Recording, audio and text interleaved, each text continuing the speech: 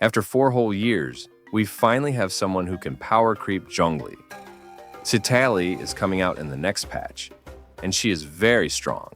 She is a catalyst user and gives shield, buffs, and also deals damage due to the special scaling of her shield. Without any further ado, let's start with her kit. On using her elemental skill, Citlali deals an initial hit and creates a shield which scales on her elemental mastery for 20 seconds. This scaling is huge. You can see the scaling of level 10 skill on the screen. Even if you have only 187 elemental mastery on her, which can be achieved from a level 20 EM Sands, her shield can absorb around 5,000 damage. I have taken the minimum value. It will be much tankier as we can build more elemental mastery from weapon, goblet, and artifact substats. The shield is strong enough to help you survive, and it is 250% more effective against cryo attacks. After using this skill, Citlali gains 24 Night Soul points and enters Night Soul state. She also summons a creature called Itsapa that follows the active character. If Citlali has 50 Night Soul points, the creature will continuously consume 8 Night Soul points per second and deal AoE cryo damage.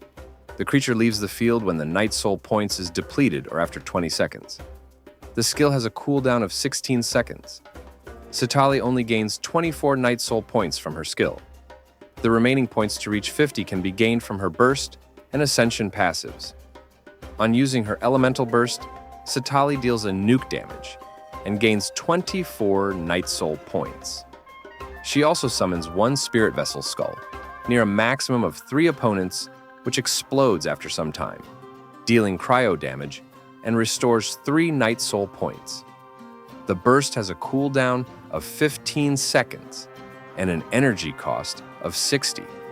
This cooldown is perfect because you would always want to use her burst after her skill to get 50 Night Soul points for the cryo application and damage. The damage from her elemental skill may seem low, but it gets buffed from her 4th Ascension passive. In her 1st Ascension passive, after any party member triggers frozen or melt reaction, the pyro and hydro resistance of the enemies affected by the reaction is decreased by 20% for 12 seconds, and Citlali will regain 16 Night Soul points, which has a cooldown of 8 seconds.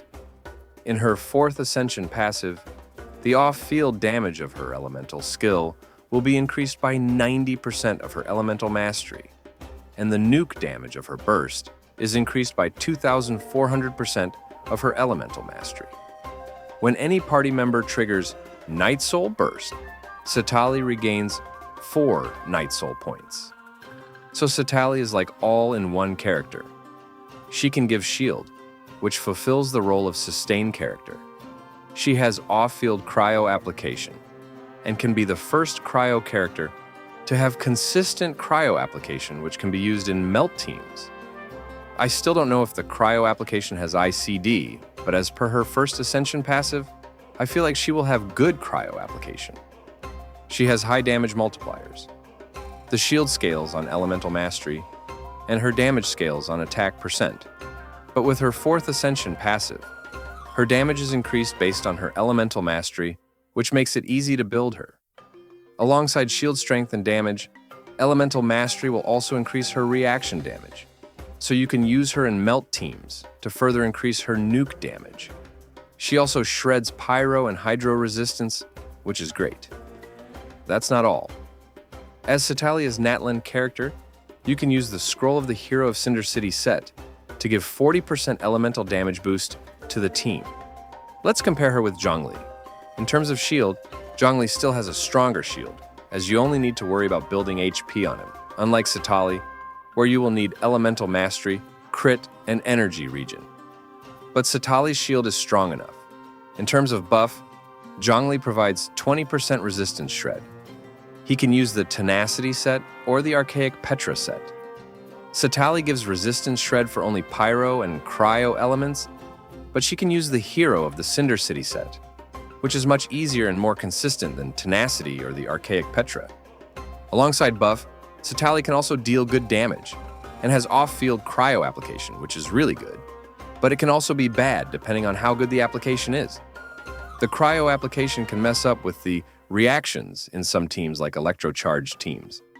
Citlali cannot buff physical, Geo or Anemo teams, as the Natlan's support set requires the holder to trigger that reaction. Outside of these teams, Citlali becomes a better option. She is made specifically for melt and freeze teams, but she can be used in other teams too, as long as she doesn't mess up the reactions.